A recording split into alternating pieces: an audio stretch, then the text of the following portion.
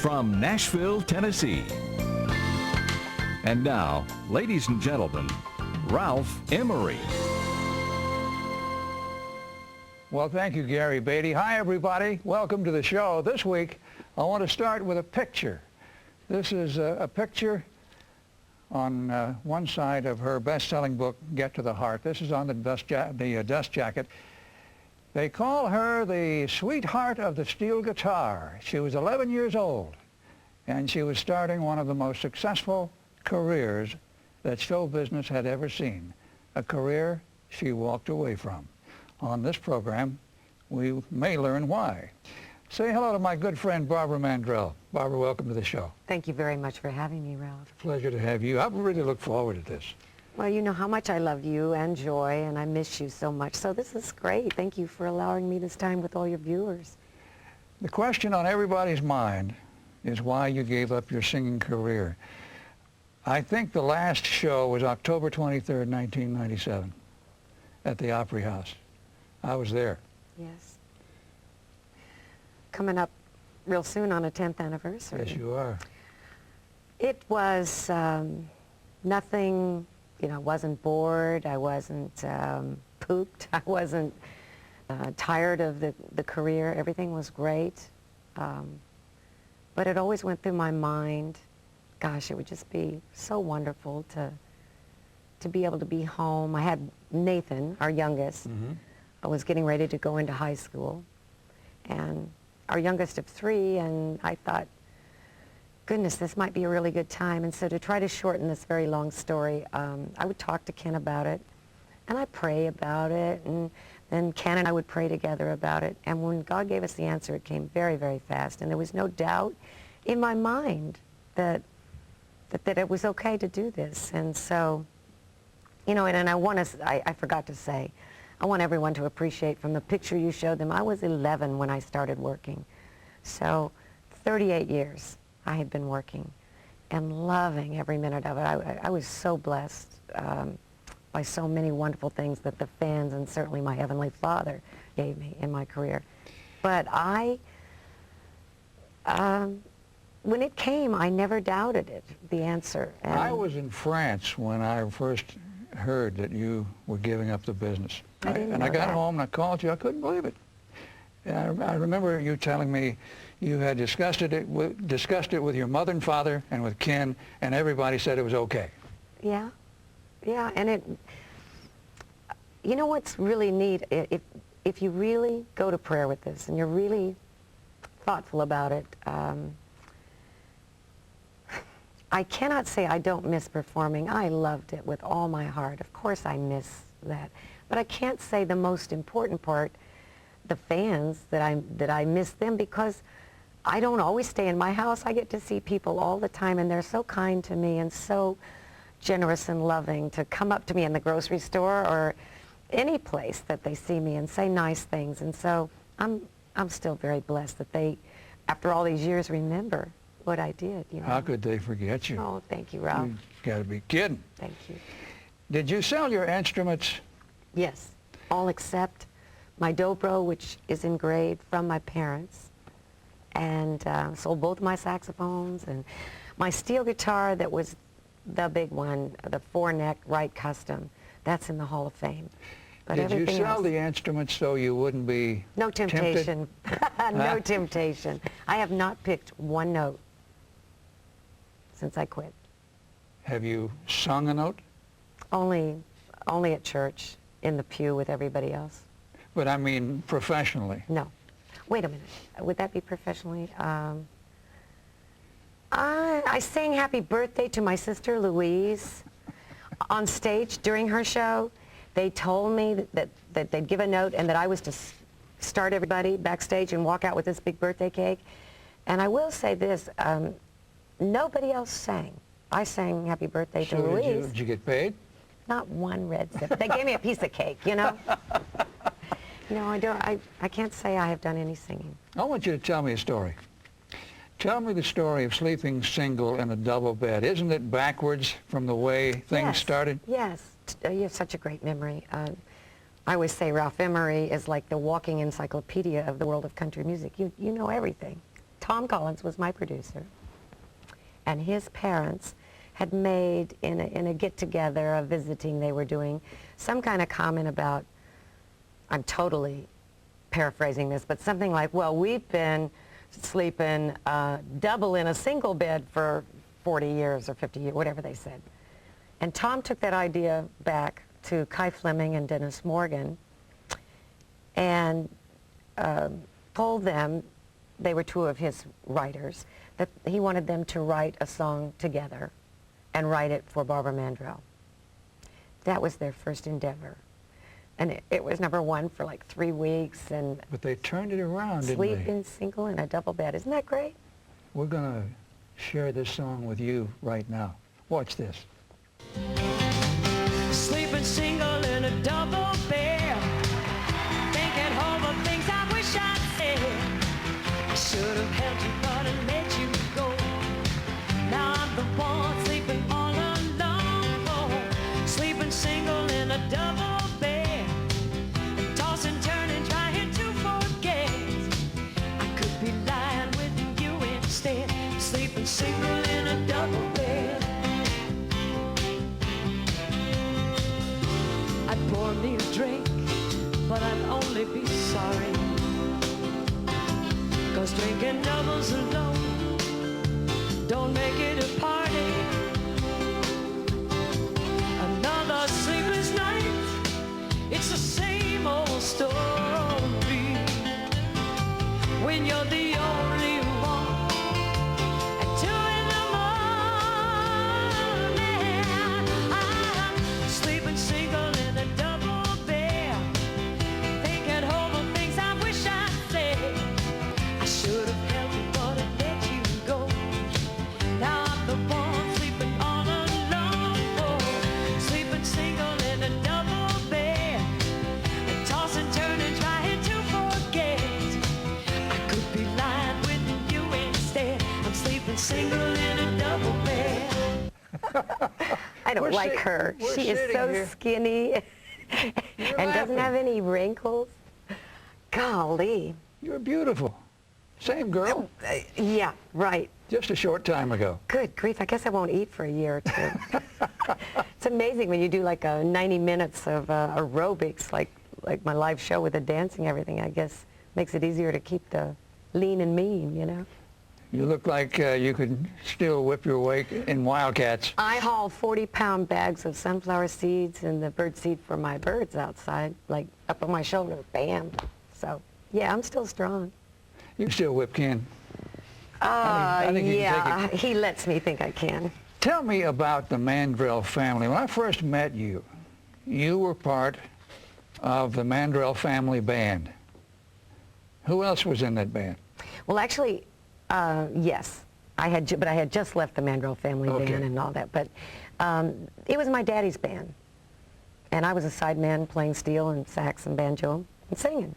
And my mother played bass, Mary Mandrell. And my father emceed and sang and played rhythm guitar, Irby Mandrell. And there was a wonderful guitarist named Brian Lonbeck that played Joe Maphis style double neck Mosrite guitar, and he played very well. And my dad hired a drummer named Ken Dabney that was in college, and that's who became my husband years later. Where was he in college? San Diego State, and So you were living in California at that I'm time. sorry, yes. I grew up in California. You were 14. He was 22. Well, when we first met, he gets mad at me if I don't say 21. But come on, I mean, it was like 2 or 3 months late. His birthday's in July. Come on, it was, you know. But because he said, I'd say, why on earth can I be looking at this 14-year-old girl with these thoughts on my mind, you know, romantic thoughts. And but I'm glad he did. Well, obviously he fell in love with you. Yes, he did. Did you fall in love with him right off? You know what? I did. I got a really bad crush on him, and then he liked me, and then I didn't like him when he liked me. Why? It was no effort, no challenge. But you know, because he was getting ready to turn 22, and he was a pretty smart guy, so he wasn't rude to me, he wasn't cold, but he just pulled back, way back. And when I fell hard, you know. Oh, that's he just reeled you in. He knew. And his 22nd birthday, by the way, he was engaged when I first met him. Oh, he was? Mm-hmm. And she was 18. And I wanted to really impress him on his 22nd birthday, so I cooked him a dinner. It was pheasant. Somebody had given us a pheasant they had shot. I didn't know how to cook it, but I cooked it like a turkey, and it was great. Well, I baked him a cake. Everything I did, I wanted to look like an older person. You know, I wanted to be his equal, or at least the equal of that 18-year-old girl. But anyway, I baked his cake, and I decorated it and everything. I was so proud, and I brought the cake out to him, and he started laughing hysterically. And I thought, what's up with this, you know? And he pointed to it. I had put, trying to be so old and smart, and I had put happy 22th birthday. I'll never forget that. 22 with a TH. TH. I always thought you were smarter than that. I did too, but evidently. How long until you got married?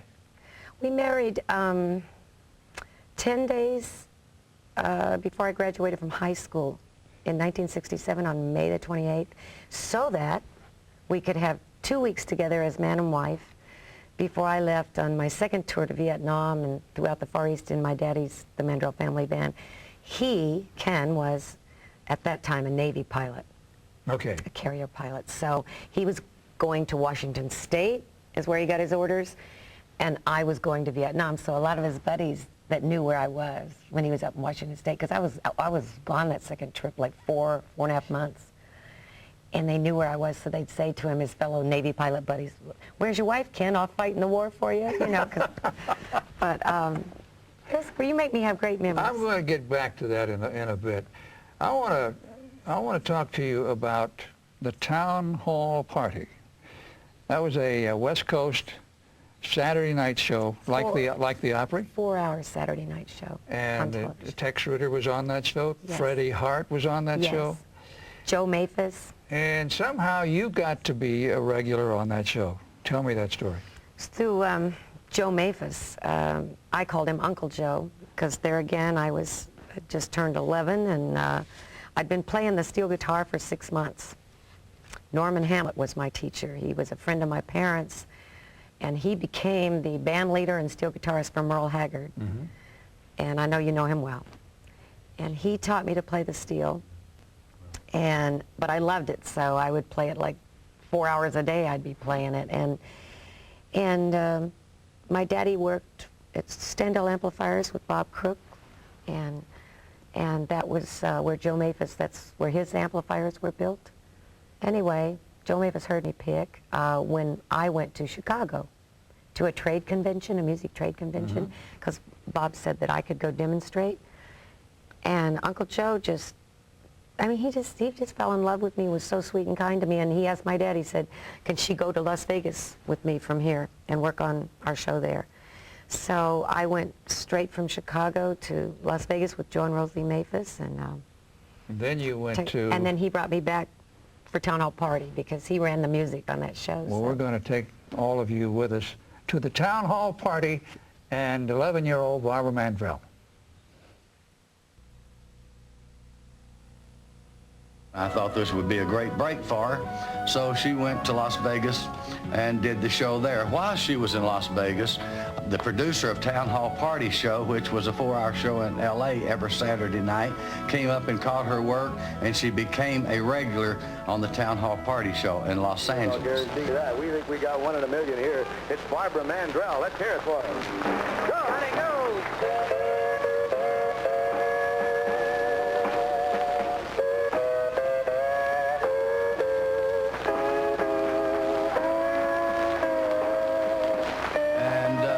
At the same time is when Johnny Cash saw her and asked her to go on a tour with him. In fact, the person she roomed with with Patsy Cline. So she really, at a young age, had a good chance to meet a lot of great people in the business and learn a lot from them.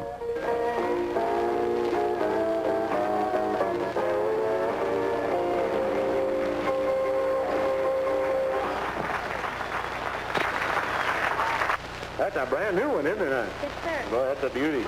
Thank you. Now, you going to do a little bit of 12th Street riding? Yes, sir. You think they can keep up with you? Oh, I'm sure they can. Well, let's just find out. Go. Here's Barbara Mandrell.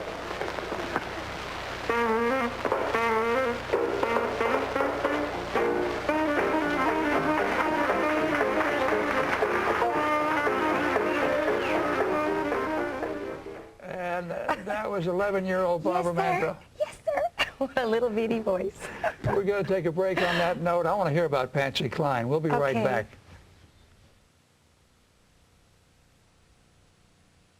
Hello, I'm Johnny Cash. Hi, folks. This is Ronnie Millsap. Hi, this is Dolly Parton.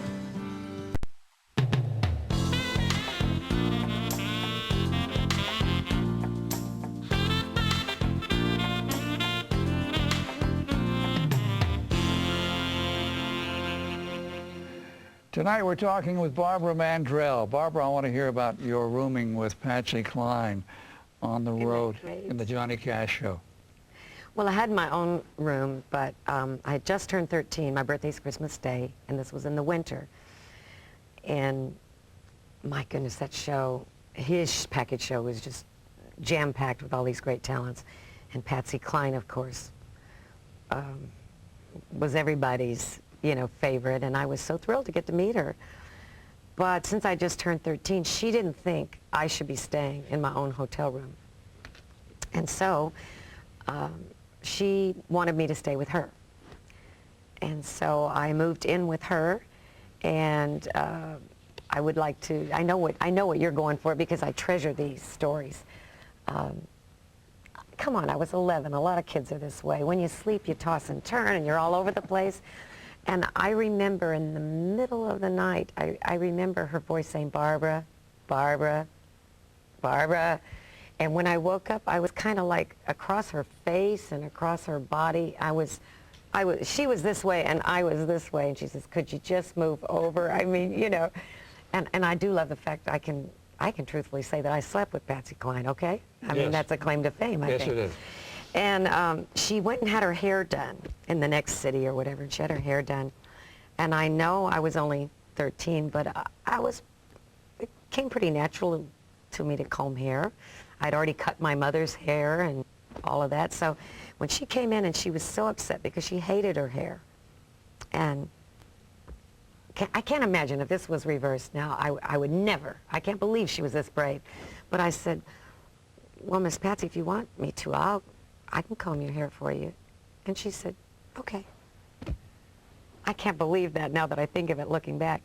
But I did it, and she loved it. And so I combed her hair every day for her.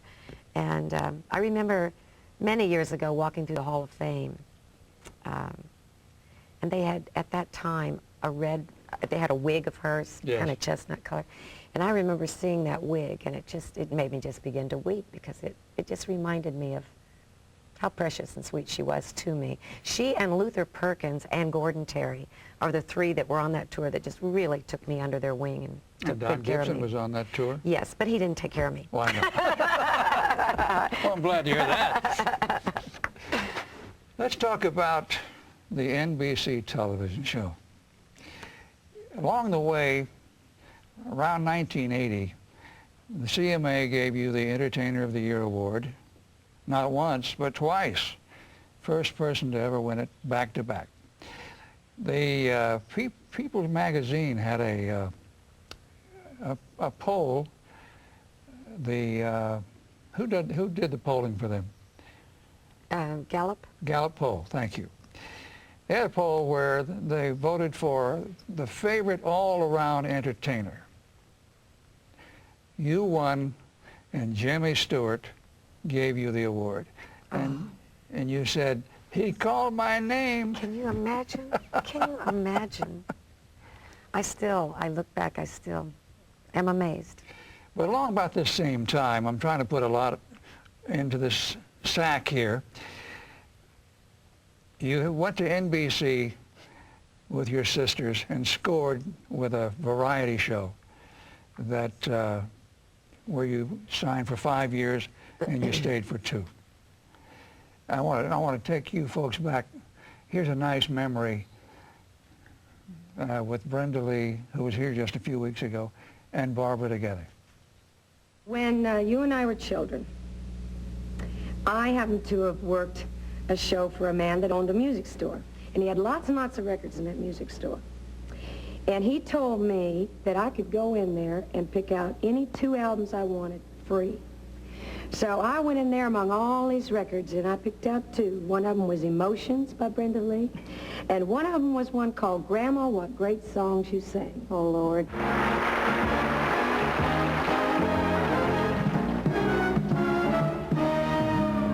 Oh, we ain't got a barrel of money.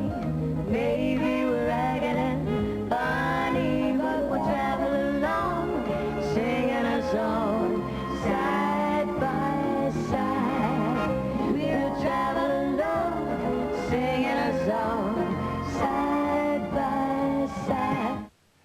You know, you're not that much taller than she is. Well, thanks a lot, Ralph. I wouldn't mind being compared in any way to her. She's one of the greatest people. She was just here, and she had some nice things to say about you. I'm glad, because I love her so much. Didn't she help you at a time when you had severe throat problems?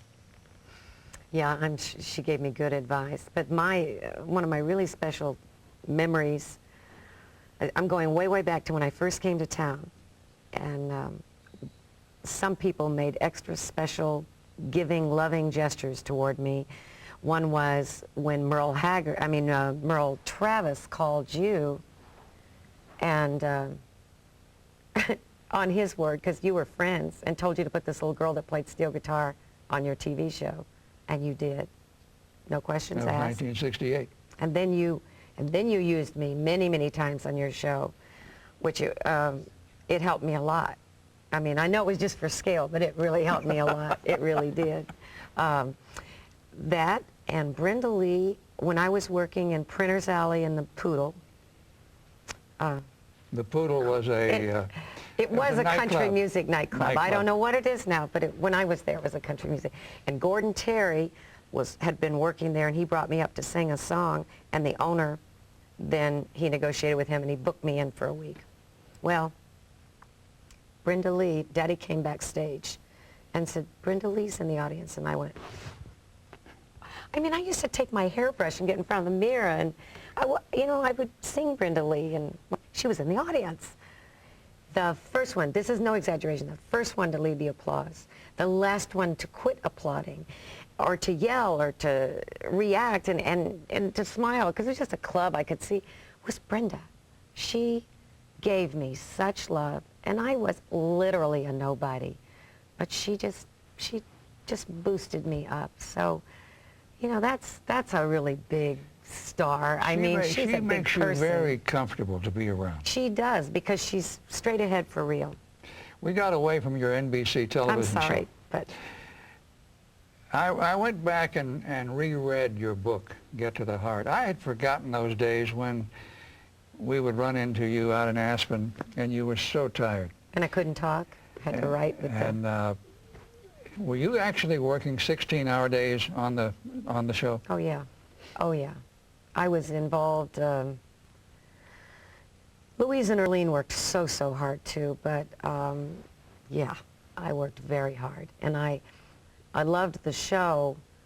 I loved doing the show, but I just couldn't hold up physically to it. My throat couldn't. And that's why I had to quit after 2 years.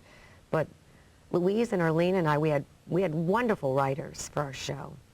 However, out of necessity, self-preservation, whatever one wants to call it, we were not playing 3 characters. We were Barbara, Louise, and Erlene. So everything we spoke, everything we would act out or do or whatever, it was important that it was in keeping with what we really would say, you know, in a joking way or a serious way.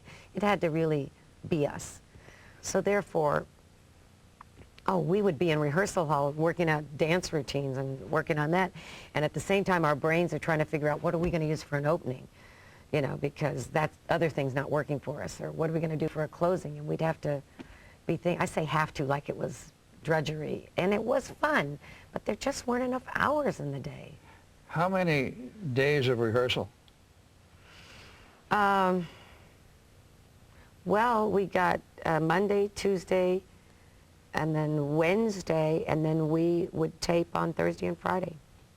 2 days. And the ones without the audience, you know, whatever numbers or things happened without an audience on Thursday, and then the live audience on Friday. The show aired on Saturday evening. Mm-hmm. And I would also go into editing, and I would go into sweetening. You really are a hands-on person. Yeah, I kind of am. Yeah. But you know me. I can't help it. That's the way I am. Well, I think you mirror Johnny Cash. I went to the Johnny Cash show once, and I watched him watch the entire rehearsal, and I asked him why he did that. He said, because the show has my name on it. He says it perfectly. That's right, because it represents, it's like I used to tell my do-rights that I miss so much. I love my band. But I used to tell them, you know,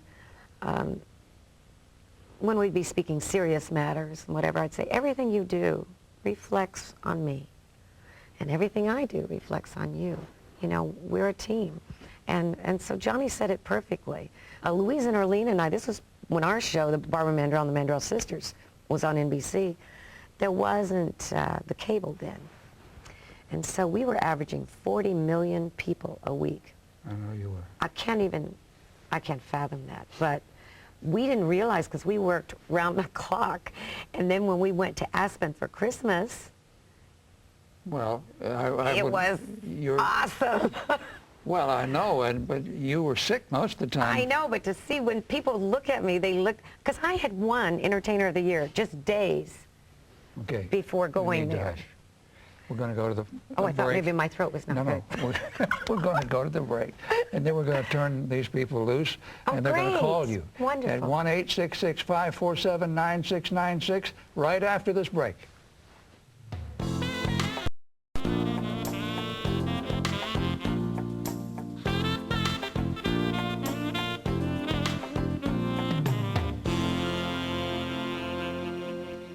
Okay, it's time for the telephones, and they're already ringing. And where were you born? Houston, Texas. I thought you were a Texan. Well, Janice is down in Texas, and she wants to talk to you. Wonderful. Hi, Janice. Hi there, Ralph. Hello, Love your Janice. show. And Barbara, I'm so glad you're well and could be there tonight. Oh, Janice, thank you very much. Yes, and I want to ask you a quick question so other people can talk to you. I was wondering, who were the little girls that played you and your sisters on your show? I'm so ashamed. Georgia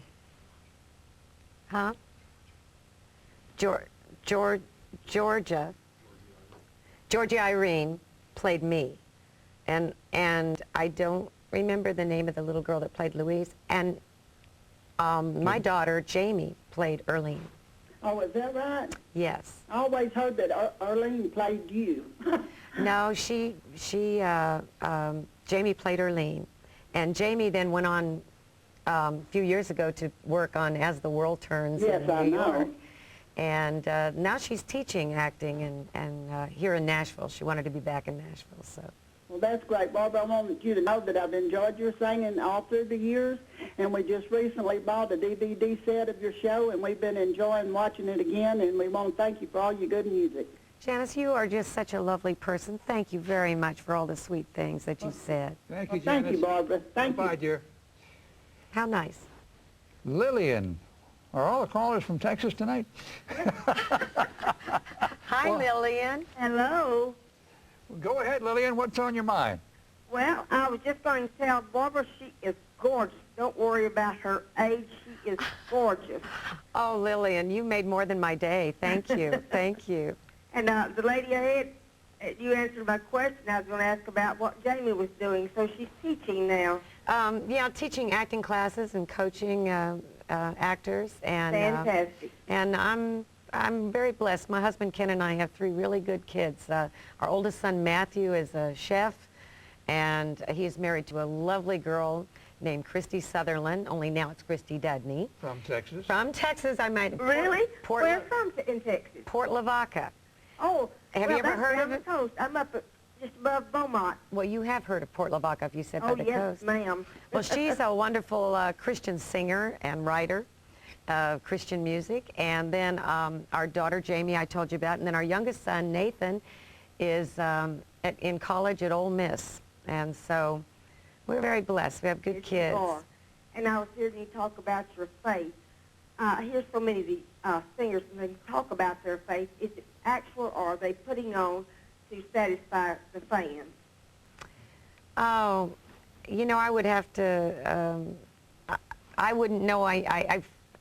I'm stammering here because to me, I can only speak for myself. To me, anyone's relationship with our Lord is so personal that only He really knows. You know, I just know He's my everything, and He has more than. Let me tell you, every time I turn around, God blesses us. We have our health.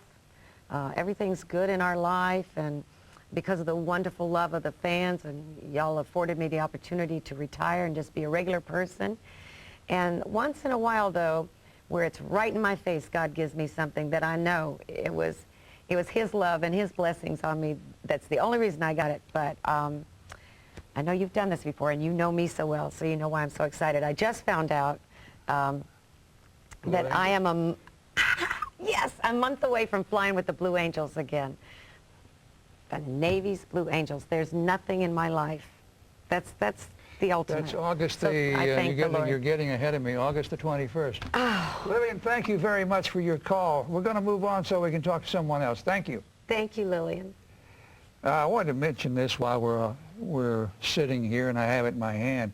She was country when country wasn't cool, a tribute to Barbara Mandrell, featuring Kenny Chesney, Reba McEntire, and so many of your friends in the business. That is the cover of this album, which is on Sony B&G Records. Thanks to the wonderful Joe Galante, when Clint Hyam went to him with the idea, and you're friends with both those gentlemen, so you know what big shots they are, but when he went to him with the idea, and Joe said, yeah, absolutely, and I just...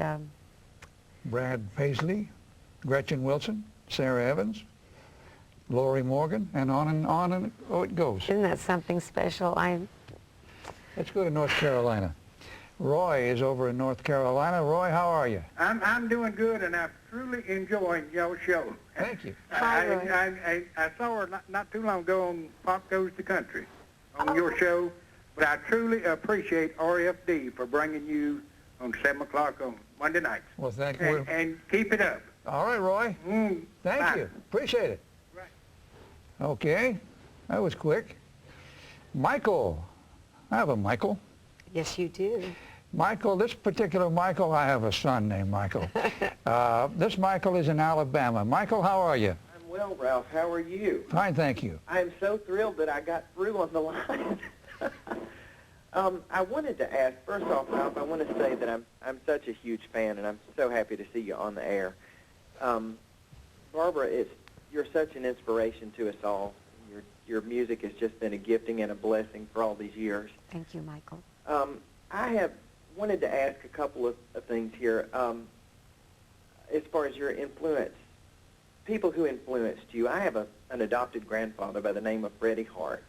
Oh, are you talking about the Freddie Hart? Yeah. I love Freddie Hart. Do you? Oh man, he was on Town Hall Party. Really? Back when I've known him since I was 11. Freddie Hart is your adopted grandfather? Yeah, I adopted him as my grandfather about 10 years ago. You have great taste. He's a wonderful fellow. You talk about the guy that sings Easy Lovin'. Easy Lovin'. Yeah. And has he taught you any karate moves? He did, as a matter of fact, yes. He taught me a couple, too. I'm not real good at it. What's your other question, Michael? I just wanted to say, actually, I was going to ask about the relationship with Patsy Cline, but you already covered that. But just wanted to say thanks for the music, the wonderful music, and your inspiration, and your faith in God is awesome. Thank you're you just so wonderful. much, Michael. We love you. You're so Michael. kind to call. Thank you very much for your sweet words. You lead by your lifestyle. It's an inspiration. Louisiana is our next stop. Preston is down there. Preston, is that your first name? That's right. What a cool name. I like that. What can we do for you? Bob, I'd like to ask you something. Yes. I've heard a lot of things all over, and what I'd like to know is why you had got off the air for a while. But, you know, you wasn't singing in it? I retired, totally retired from the music business. It'll be 10 years ago, before this year is over. I just retired from the music. Preston, she did it for 38 years, and she said that's enough. And I became a full-time mother and wife to my husband, Ken. I'm sure that thrills him the way I cook, right? But life is great. I just feel so blessed and fortunate that I got to work for you all for 38 years, and then you loved me enough and made it possible for me to retire and enjoy being a normal, regular person. Preston, thank you for your call. Let's get one more in here. George is over in Arkansas. George, how are you? Doing fine. Well, I wanted to tell Barbara that I went to see her concert in 1983 in Pine Bluff, Arkansas. Uh-huh. Lee Greenwood was with her, and he sang "God Bless You, USA." He said it was the first time he had sung it on stage. You really had a good show. Oh, he's a wonderful talent. I'm so glad that you came to see us that night.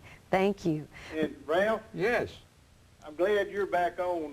We were in your audience one night for National Now, and you called me down, put a Razorback hard hat on me. Yeah. Had me to call the Hogs. Can you still do that? I can still do it. Do it for me. Woo, pig, suds, Razorback. All right. George. We're glad you're back on the air. George, you're a nice man. I really appreciate you. Thank you for calling. Thank you. Bye-bye, George. That's the last call of the evening, my friends. We're visiting with Barbara Mandrell, and we will continue our visit right after this.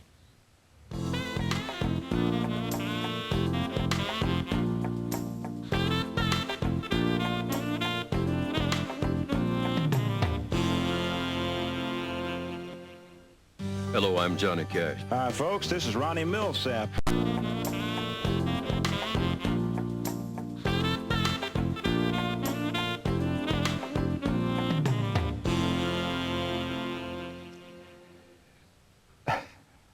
I'll tell you something. My wife, Joy, works on this show. And she said, she came over and she said, you haven't mentioned BarbaraMandrell.com. She said, you should mention that. So on behalf of Joy Emery and Barbara Mandrell, I will mention that you'll get all kinds of information about Barbara Mandrell at BarbaraMandrell.com. Actually, it's Barbara-Mandrell.com. Did I do good, Mom? You did well. Okay. Barbara Mandrell listed in People magazine's most beautiful issue. Tell me about that. Kind of hard to answer that question, isn't it? It really... They haven't seen me for a long time. You're complaining about your aging, and here People magazine says you're one of the most beautiful people in the world. In their 50s, yes. So I'm just glad they didn't see me recently.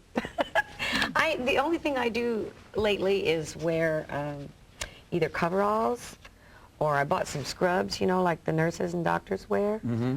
And they're great for working in the garden and for cleaning house. They're good work clothes, and when I'm out in the garden, you know how bad I sweat profusely. Remember on stage, if you sit at the front row at my show, it's like being at a boxing match when I turn my head to sweat. Well, when I work in the garden, it's the same way. So anyway, I forgot to get fixed up nice and come see you today. Made me feel kind of like that old Barbara Mandrell. Felt pretty good. Well, I'm glad to see that old Barbara Mandrell. You mentioned you went to Vietnam. You went twice, didn't you? Mm-hmm. Altogether, I think about 9 months we were. Weren't you there at the apex of the war? In my teenage opinion at that time, I think it was 66 and 67, so that was pretty... Tell me the story about you and your mother taking a shower in Vietnam. I wish Mother could tell this story. My mother, my goodness, I hate to do math, but my mother was in her early 30s when we were there, okay? So, I mean, don't think of somebody like my age. My mother was in her early 30s. Excuse me for interrupting. She's 17 years older than me. You didn't have to tell them that. No, but I just want you to know how young. How many people have a mother that young? Okay. You know, I mean, she's looking good. You know what I'm saying? Well, I know she's always looked good. And we go to take a shower because we've been for days literally bathing out of the helmets and stuff, you know, sponge baths. And they actually had like a Quonset hut that had on this side, you know, some shower stuff for these guys this direction, and on that side a shower. And I don't know how tall it went up, maybe, I don't know, 7, 8 feet tall, this wall in between. So this guy's standing guard, we go in to take our shower. We're so happy, and all of a sudden we're showering and I hear this, and Mother does too, this guy, like a guy's laugh. You have a peeping Tom? And I look at her, she looks at me, and okay, nothing, we don't see anybody. They were peeking over the wall and I didn't know what to say except I yelled, and the guy guarding the door comes running in. And we've got towels, and my mother goes, and you all would have to know, you just have to know how wonderful and sweet and innocent and perfect my mother is. But I'll never forget with her grabbing that towel and holding, and then she just looked at me and said, well, we came over here to entertain the boys. But she was gorgeous. Was there another... And is gorgeous, sorry. Was there another time... Did they book the Mandrell family band? My dad booked us over there. So was Ken there? No, he was No, that's already, right. Ken was already in the Navy. He was off flying somewhere. Yeah. So how many of you were there in the Mandrell family band? Mom, Dad, me, Brian, and Mark Peppard, a young man that started singing with us when he was a little boy. By this time, I think he was 13 or 14, and he was our drummer. Did you have another very embarrassing moment? I've had many. Where you were trying to maintain some privacy for a from Vietnam? Yeah, very private moment. Oh, yeah, there's another one that's way high on the list. Oh, Ralph, you're so good to me. It's hard to describe, but the men and women that have been in war zones know what it's like out in the field and such.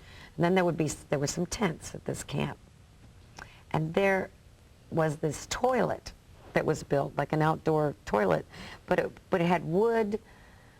Like if I was in the sitting position, the wood would come. Okay. Okay. Right. And then it would be screen and then a roof. I had to go to the bathroom. And it was, best I remember, it was during the daylight hours, like maybe in the middle of the day, I don't know, but nobody was really around except in the tents. And so I went to use the restroom. And I'm sitting using the restroom, and I hear these voices, men's voice. They're coming in out of the field from combat, marching back in, I don't mean marching, but I mean stomping back into. And I, with my blonde ponytail, sitting on the toilet. Hi. Hi. Did they say? Oh. Did they say hello to you? Oh, they were just like they were in shock, and I said, "I'll see you later." You know, it was. I can't believe I did that, but yes, as Mother said. We were entertaining. We were entertainers. Yeah. You know, you've done some strange things. Thank you. But it helped you reach the top. Did you actually make 240 pounds worth of peanut brittle to send to the disc jockeys to promote your records? I haven't thought of that in years. Yes, I did. Microwave peanut brittle. How many years did you do that? Just one. And I don't think I got mine. Just one.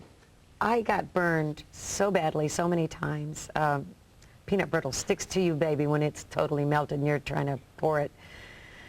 But I made notes and I wrote to everybody and boxed it up. Every other person there in my family helped me box it up and stuff. But no, I did it. And then you had a record called Crackers. You can eat crackers in my bed anytime. Yeah, and you sent out all these crackers to the disc jockeys to play your record. Yeah, anything, please. I think I asked Nathan one time, I said, what's the name of your favorite record by your mother? And he said, crackers, because I helped mail out the crackers.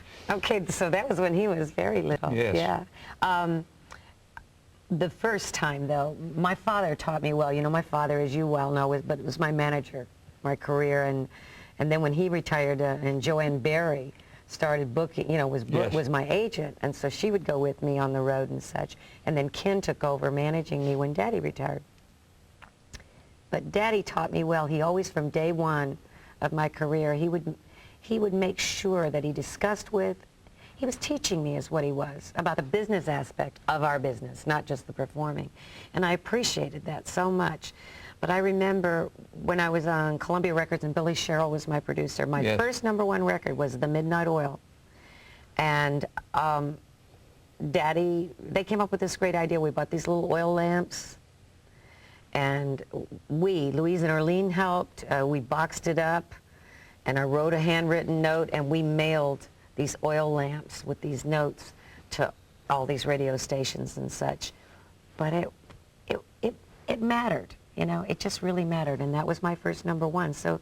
So Daddy taught me well, I think. Did the Mandrell sisters together ever put out a record? No. The Why? only time we ever worked together, ever, was our television show. A lot of people assumed, you know, that we would work the road together. You know, I just told a story, and it was unintentional. I now remember we did one show. We were at some huge convention, the three of us together, but that's it. You never made a record together? No, not that I know of. Anybody suggest that to you? I don't know. I don't think so. We're going to have to go. Why does time go so fast when I'm with you, Ralph Emery? Well, I don't know, but it sure goes fast for me. I admire you more than words could ever say. It's very, very kind of you to invite me back and let me be here and visit with all your viewers and everything. I thank them all for the great career they gave me. Next week, a friend of yours and mine, Sonny James, will be here. Oh, he let me be his opening act for a long time. He put lots of beans on my table. He will be here. Give him my love. And thank you so much for coming Ralph, tonight. And thank you, Joy. And my friends, they're telling me I should kill 20 more seconds here. No, I'm done. Okay. Okay.